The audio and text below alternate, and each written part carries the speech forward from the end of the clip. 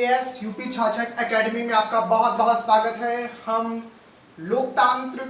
लोकतांत्रिक राजनीति के पार्ट 2 में यानी चैप्टर नंबर फर्स्ट का पार्ट वीडियो 2 देख रहे हैं। हम पार्ट 1 में जिन विषयों का हमने अध्ययन किया वो था लोकतंत्र क्या है और इसकी क्या विशेषता है। इसकी सरल परिभाषा को हमने देखा। लोकतंत्र का हमने उदाहरण देखा। हमने यहाँ लोकतंत्र के उदाहरण को समझा जिसमें हमने चीन, पाकिस्तान में 1999 में वहाँ की जो सत्ता थी, जो कि परवेज मुशर्रफ जो थे, वहाँ के निर्वांचित जो सेना नायक थे, उन्होंने किस तरीके से सेना के बल पर जो है तख्तापलट किया, उसका हमने अध्ययन यहाँ पर किया था। ये हेडिंग था प्रमुख फैसलों के निर्वांचित नेताओं के हाथ में। इसके बाद हमने म्यांमार के सैनिक बल पर सत्ता का परिवर्तन किस तरीके से हुआ और मोलस्को में किस तरीके से वहां पर एक ही पार्टी का प्रभुत्व किस तरीके से बना रहा, इस पर भी हमने अध्ययन किया था। सऊदी अरब में किस तरीके से जन्मजात प्रणाली अपनाई गई थी, उसकी भी हमने चर्चा यहाँ पर की थी वीडियो नंबर पार्ट 1 में। अगर आपने वीडियो नंबर पार्ट 1 नहीं देखा है, वीडियो नंबर पार्ट अगर आपने नहीं देखा है, जो वीडियो नंबर पार्ट 1 है उसको आपने नहीं देखा है तो जाकर जरूर देख लीजिएगा। वीडियो नंबर पार्ट 1 हमारे चैनल के नीचे आपको, जब आप चैनल हमारा ओपन करेंगे तो लॉन्ग वीडियो में एक चैप्टर इन पॉइंट्स के बारे में बताएंगे। हम जिसे राजनीतिक विज्ञान कहते हैं या फिर इसे लोकतांत्रिक राजनीति कहते हैं, इसी एनसीईआरटी पाठ्यक्रम का हम इन चैप्टर का फर्स्ट चैप्टर जो कि लोकतंत्र क्या है और क्यों है, इस पर हम अध्ययन कर रहे हैं। आज हम इस वीडियो में एक व्यक्ति और एक वोट का मोल का अध्ययन करेंगे। एक व्यक्ति सत्ता बना सकता है और सत्ताधारी को उखाड़कर उस गद्दियों से फेंक सकता है। तो एक व्यक्ति और उसके एक वोट का क्या मोल है, इस पर हम चर्चा करेंगे। इसमें हम कई देशों के उदाहरण से समझेंगे कि किस तरीके से अल्पसंख्यक बहुसंख्यक के वोटों का किस तरीके से महत्व दिया गया और किस तरीके से लोकतांत्रिक सरकार में वोट का क्या महत्व है। इसके बाद दूसरा पॉइंट हम इस वीडियो में कवर करेंगे जिसका नाम है कानूनी राज और अधिकारों का आदर। माफ करिएगा, आदर। इसका अर्थ है कि कानून के राज में जब भारत जैसे देश या अन्य जो देश हैं वो अपने संविधान के हिसाब से चलते हैं, तो जब संविधान के हिसाब से चलते हैं तो उनकी जो कानूनी प्रक्रिया होती है, जो राज होता है, जो उनका क्रियाकलाप होता है कानूनी रूप से, उनके जो क्रियाकलाप हैं उनसे किसी भी व्यक्ति के, किसी भी देश के, किसी भी नागरिक का किसी भी प्रकार के जो उनकी नागरिकता है, जो उनकी क्या है, नागरिकता है, उनकी नागरिकता है या जो उनकी आवाज है, जो उनकी मुद्दे हैं या जो उनकी मांगे हैं उनको सरकारें समझें और उनके अधिकारों का क्या करें, आदर करें। इसमें भी हम कुछ देशों का उदाहरण से इस पॉइंट को भी समझेंगे। तीसरा जो पॉइंट है वो है परिभाषाओं का सारांश। अभी तक जो हमने पार्ट 1 में इन पॉइंट्स को कवर किया है, उनसे हमें जो क्या परिभाषा मिली उसका हम सारांश कवर करेंगे।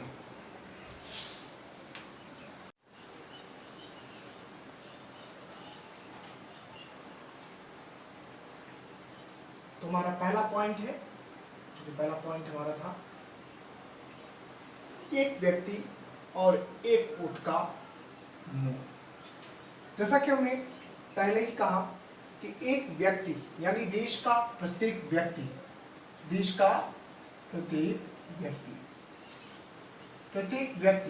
जिसकी उम्र 18 वर्ष से अधिक है, जहां तक कि मैं भारत की बात करूं, उसके एक वोट का मोल इसलिए है क्योंकि सरकार एक वोट से ही बनती है और सरकार एक वोट से ही गिरती है।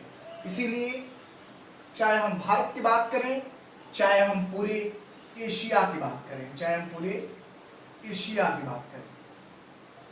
हम किसी भी देश की बात करें, पूरे विश्व भर में आधुनिक समय में एक एक वोट का मोल है।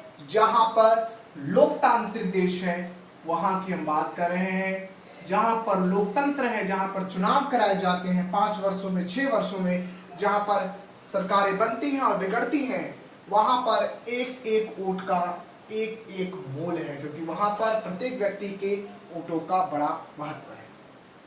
ठीक है, लोकतंत्र में एक व्यक्ति के वोट का बहुत महत्व इसलिए है क्योंकि हमने पढ़ा कि लोकतंत्र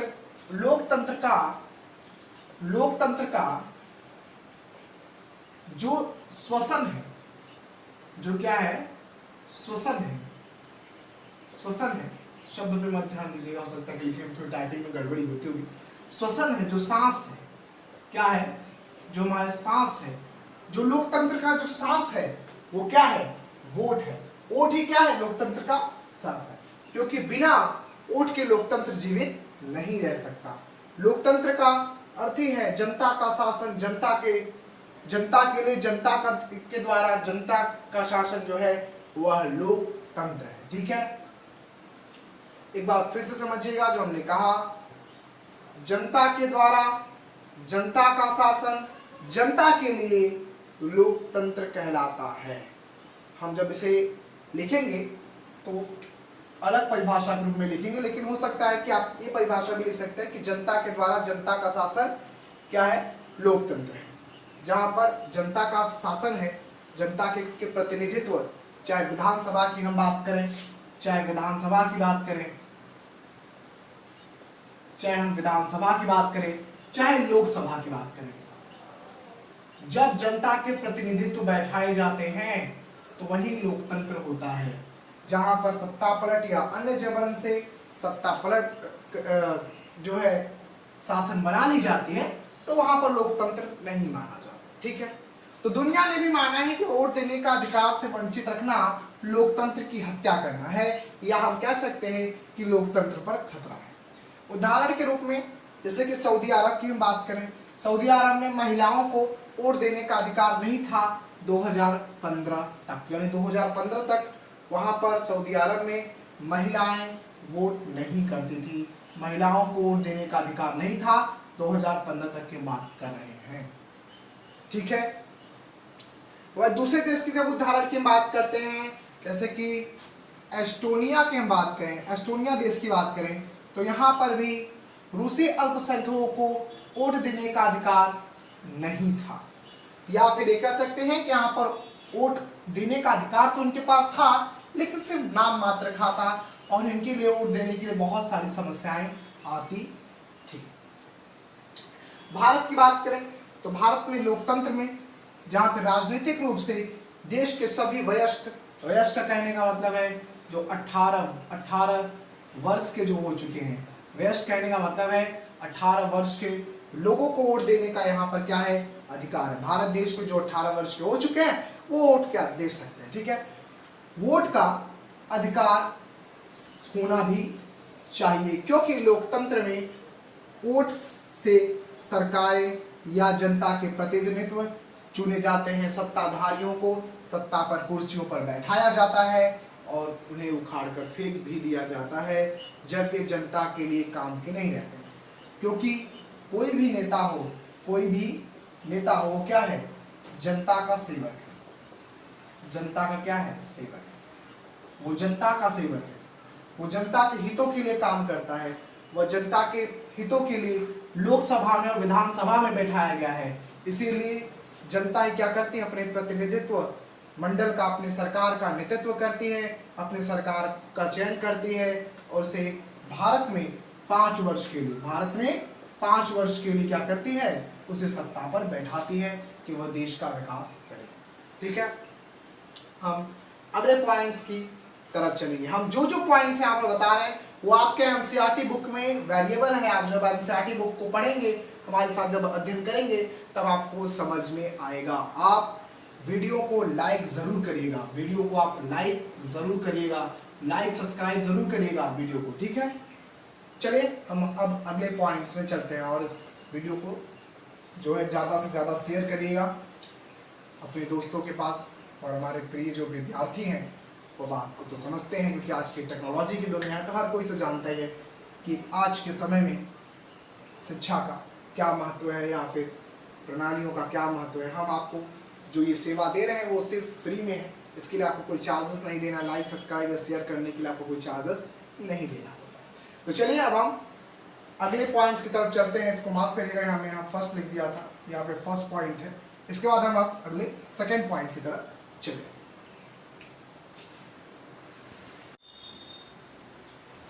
तो पॉइंट नंबर हम 2 को पढ़ेंगे। पॉइंट नंबर 1 के बाद पॉइंट नंबर 2, कानून का राज यानी सत्ता का राज और अधिकारों का आदर, यानी सत्ता में बैठे शासक जो है वो क्या करें, अधिकारों का आदर करें। किसके? नागरिकों के। नागरिकों के अधिकारों का क्या करें? आदर करें।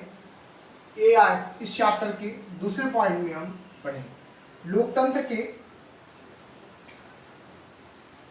जो आपके एनसीईआरटी बुक है, ठीक है, लोकतंत्र क्या और क्यों, इसके एनसीईआरटी जो बुक में आपके एनसीईआरटी जो है बुक में जो है ये आपका पॉइंट दिया हुआ है कि कानून का राज और अधिकारों का आदर। यानी लोकतंत्र के जब महत्व की हम चर्चा कर रहे थे तो लोकतंत्र के महत्व में कानून का राज क्या है और अधिकारों का आदर क्या है, इस पर हम चर्चा करेंगे। इसके लिए हम एक उदाहरण लेंगे जिस देश का नाम है जिम्बाब्वे। जिम्बाब्वे को 1980 में अल्पसंख्यक गोरों के शासन से मुक्ति मिली। यानी यहां पर जिम्बाब्वे देश को गोरों अल्पसंख्यकों के शासन से क्या मिली? मुक्ति मिली, आजादी मिली। इसके बाद देश में एक पार्टी का शासन आया जिसे कहते थे जानु पीएएफ। जानु पीएएफ दल था, एक प्रकार का क्या था? शासक संगठन था, दल था, जिसने स्वतंत्रता संघर्ष में प्रभुत्व रखा, यानी प्रभुत्व बनाए रखा स्वतंत्रता संघर्ष को, कि उसने अगुवाई की। और इसके जो नेता थे उनका नाम था रॉबर्ट मुगाबे। रॉबर्ट मुगाबे आजादी के बाद शासक बन गए। क्या बन गए? यहाँ पर माफ करिएगा, यहाँ पर शासक होगा, ठीक है, शासक बन गए या शासन करते थे। आजादी के बाद से जब आजादी हुई तो आजादी में जो सक्रिय पार्टी थी वो थी जानु पीएएफ, और इसके जो अगुवाई नेता थे वो थे रॉबर्ट मुगाबे। इन्होंने आजादी से क्या किया? शासन कर रहे थे। इन्होंने चुनाव यहाँ पर नियमित रूप से होते थे, चुनाव नियमित रूप से होते थे। और जब इन्होंने आजादी के लिए, जब अल्पसंख्यक गोरों के शासकों से जब आजादी के लिए, जिम्बाब्वे के आजादी के लिए जब इन्होंने संघर्ष किया तो उन्होंने क्या किया? रॉबर्ट मुगाबे ने अपना जिम्बाब्वे में क्या बनाया? अपना पूरा प्रभुत्व बनाया और उन्होंने क्या क्या? चुनाव लड़ा। चुनाव नियमित रूप से तो होते थे, लेकिन हर बार रॉबर्ट मुगाबे के दल की ही जीत होती थी, परंतु गलत तरीकों से। वो जीतते तो थे, अपना शासन बनाते थे, लेकिन किस तरीके से? गलत तरीके से। आजादी के बाद संविधान में कई प्रकार के बदलाव किए। आजादी के बाद जो अल्पसंख्यक गोरों के शासक थे उन्होंने जो संविधान बनाए थे उन संविधानों को बदल दिया गया और अब नए संविधान के निर्माण की थी रॉबर्ट मुगाबे दल ने, ठीक है। और जो यहाँ पर रॉबर्ट मुगाबे हैं वो क्या बन गए? राष्ट्रपति बन गए। इन्होंने राष्ट्रपति कार्यकाल को वृद्धि कर लिया, खुद ही अपनी जो एक संगठन थी, अपना जो दल था उसके पूरे देश में उन्होंने विजय हासिल की, ठीक है। चुनाव हुआ, विजय हासिल की, प्रभुत्व बनाया, उसके बाद राष्ट्रपति बन गए। उन्होंने संविधान के तहत संविधान में बदलाव करके क्या करे? राष्ट्रपति के कार्यकाल में उन्होंने क्या किया? वृद्धि कर लिया। अपने जवाबदेह को उन्होंने क्या किया? कम किया। राष्ट्रपति के पद की जो जवाबदेही होगी उसको उन्होंने क्या किया? कम किया। और विपक्ष दलों के कार्यकर्ताओं की आलोचना वह परेशान करते थे, यानी विपक्षी पार्टी के जो कार्यकर्ता थे उनकी ये क्या करते थे? आलोचनाएं करते थे और उन्हें क्या करते थे? परेशान करने का काम करते थे। उनकी सभा में बहुत गड़बड़ियां हुआ करती थी, ठीक है। विरोधी को गैर कानूनी घोषित करते थे। जो उनके पार्टियों के, जो उनके नेताओं के खिलाफ जाता था, उनको क्या क्या साबित कर देते थे? गैर कानूनी घोषित कर देते थे। यानी वो कहते थे कि जो काम कर रहा है वह देश के विरोध में कर रहा है। वह क्या करते थे? जो विरोध करता था, जो उनके विरोधी विपक्षी पार्टियां थी, उनको क्या करते थे? वो गैर कानूनी घोषित करते थे। राष्ट्रपति की आलोचना करने की भी एक सीमित कानून उन्होंने बना रखा था कि यदि कोई राष्ट्रपति की यदि आलोचना करता है तो उसकी भी क्या होगी? एक सीमा होगी। टेलीविजन, संचार विभाग और अन्य जो संचार विभाग के थे, जो प्रचार प्रसार करने वाली संस्थाएं थी, वह उनके तहत ही क्या करती थी? काम करती थी। अखबार स्वतंत्र थे, परंतु अखबारों के पत्रकारों को, ध्यान से सुनिएगा, अखबारों के पत्रकारों को परेशान किया जाता था। उनके खिलाफ जो सरकार के खिलाफ जाता, उनके ऊपर मुकदमे चलाए जाते थे और सरकार के खिलाफ जो मुकदमे थे उस पर भी सरकारी नियंत्रण स्थापित कर रखा था। सरकार के खिलाफ फैसलों को जजों पर दबाव डालने का काम क्या करते थे? ठीक है, यहाँ पर मुकदमों पर नियंत्रण स्थापित करते थे और सरकार के खिलाफ जो भी फैसले हुआ करते थे, जो भी न्यायिक मामले हुआ करते थे, रॉबर्ट मुगाबे दल जो थी उसको जजों पर दबाव डालकर खारिज करा देती थी या फैसलों में परिवर्तन करा देती थी। लेकिन बदलाव हुआ। कहते हैं कि समय हमेशा बदलता है, समय बदला।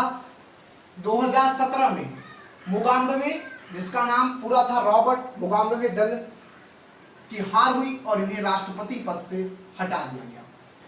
यहाँ पर उनकी दल की हार हुई या फिर उनके दल में ही तख्ता पलट हुआ, इस बात को स्पष्ट नहीं किया गया है एनसीईआरटी बुक में, लेकिन यहाँ पर ये जरूर कहा गया है कि 2017 में रॉबर्ट मुगाबे को राष्ट्रपति पद से हटा दिया गया। इस उदाहरण से समझा जा सकता है कि लोकप्रिय शासक भी क्या हो सकता है? तानाशाह हो सकता है। इसलिए पक्ष और विपक्ष का लोकतंत्र में होना आवश्यक है। यानी यहाँ पर हमने लोकतंत्र में पक्ष और विपक्ष की आवश्यकता को समझा। अब हम जब अगला तीसरा पॉइंट समझेंगे तो तीसरे पॉइंट में हम समझेंगे कि जो लोकतंत्र है, इस लोकतंत्र की सरल सारांश क्या होगी?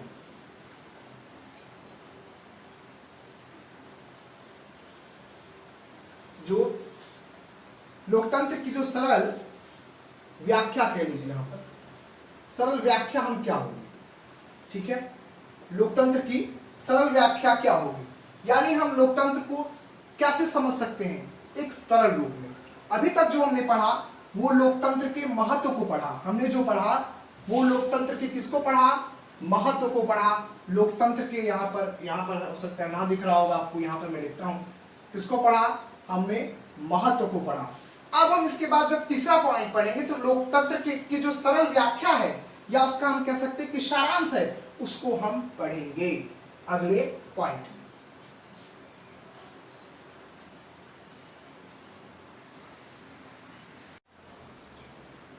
तो वीडियो पार्ट 2 का ये तीसरा पॉइंट है जो कि आपके सामने लिखा हुआ नजर आ रहा है, लोकतंत्र का सारांश या व्याख्या। अभी तक लोकतंत्र के जितने महत्व को और जितने रूपों को हमने पढ़ा कि लोकतंत्र का दावा करने वाले अलग अलग देशों में अलग अलग शासन प्रणालियों को किस तरीके से हमने व्याख्या किया कि कोई जबरन तो किसी कोई गलत तरीके से सत्ता बना लेता और लोकतंत्र होने का दावा करता, उसके बाद अलग अलग तरीकों से जीतने के लिए हथकंडे अपनाता। अब इन तरीकों से हम हटाकर अब हम समझेंगे कि लोकतंत्र की व्याख्या क्या है या लोकतंत्र का जो हमने अभी तक पढ़ा उन सबका सरल सारांश क्या है। तो इनके 4 सारांश निकल के सामने आते हैं जो हमने पॉइंट्स में पढ़े। एक लोकतंत्र के सरकार में, जैसे कि भारत का क्या है? लोकतांत्रिक सरकार है। भारत में इस समय लोकतंत्र की सरकार है, लोकतंत्र इस समय है भारत में। तो ये कह सकते हैं कि एक लोकतंत्र सरकार में सार्वभौमिक यानी सभी जगह पर, सार्वभौमिक का मतलब होता है सभी जगह पर समान रूप से, सार्वभौमिक कानून और नागरिकों के अधिकारों वह समस्याओं को ध्यान में रखते हुए कार्य करे। यानी जो भी सत्ताधारी है, जिसकी भी सरकार है, जिसकी भी क्या है सरकार है, जिसकी भी सरकार है, चाहे किसी की भी सरकार हो, चाहे पक्ष की हो चाहे विपक्ष की हो, ठीक है, किसी की भी सरकार है, वह क्या करे, नागरिकों के अधिकारों को, नागरिकों के, आम आदमी के अधिकारों को, नागरिकों के अधिकारों को, उनकी समस्याओं को ध्यान में रखते हुए काम करेगा, तब लोकतंत्र अमर माना जाएगा। दूसरे रूप में विधान द्वारा, विधान मतलब कानून द्वारा, विधान का मतलब होता है आधार, यानी आधार किसका, लोकतंत्र का। लोकतंत्र का जो आधार है, जो विधान है, विधान द्वारा बुनियादी कानून, जो कानून सबके लिए बनाए गए हैं, जो देश की क्या है शिला है, जो आधार है, जहां पर क्या है पूरी लोकतंत्र टिकी हुई है, वह बुनियादी कानून और नागरिकों के अधिकारों के दायरे को मानते हुए काम करे। यानी विधान जो है, जो सरकारें हैं, वो क्या करें, बुनियादी कानूनी और नागरिकों के अधिकारों के दायरे को मानते हुए काम करें, उनके दायरे को, उनके अधिकारों का हनन ना करें, उनके अधिकारों का क्या करें, किसी भी प्रकार को उनके अधिकारों को क्षति ना पहुंचाएं, उसको उनके अधिकारों का सम्मान करते हुए काम करें। तीसरा है लोकतंत्र के संविधान, लोकतंत्र के संविधान मौलिक अधिकारों का हनन ना हो। लोकतंत्र तभी अमर माना जाएगा, लोकतंत्र तभी अमर माना जाएगा जब उसके मौलिक अधिकार, नागरिकों के मौलिक अधिकारों को क्या किया जाएगा, हनन नहीं किया जाएगा। चौथा है चुनाव निष्पक्ष रूप से होने चाहिए, यानी चुनाव में कोई गड़बड़ी नहीं होनी चाहिए। चुनाव जो होने चाहिए किस रूप से होने चाहिए, निष्पक्ष रूप से होने चाहिए, जिससे सही प्रतिनिधित्व करता, जो जनता के लिए काम कर सकता है, उसे चुना जा सके, या जिस प्रतिनिधित्व को जो चुनना चाहता है, उन प्रतिनिधित्वकर्ताओं को क्या करे, सरकार में बैठाया जा सके, चुना जा सके। इससे लोकतंत्र अमर रहता है। तो आई होप हम ये समझते हैं कि अभी तक में आप लोकतंत्र के बारे में बहुत अच्छे तरीके से समझ चुके होंगे। अब हम वीडियो का पार्ट 3 लाएंगे, बहुत जल्दी हम क्या करेंगे, वीडियो का पार्ट 3 आपके लिए ले आएंगे। लाइक और सब्सक्राइब आप जरूर करिएगा और अपने दोस्तों में वीडियो को ज़्यादा से ज़्यादा शेयर करिएगा। धन्यवाद।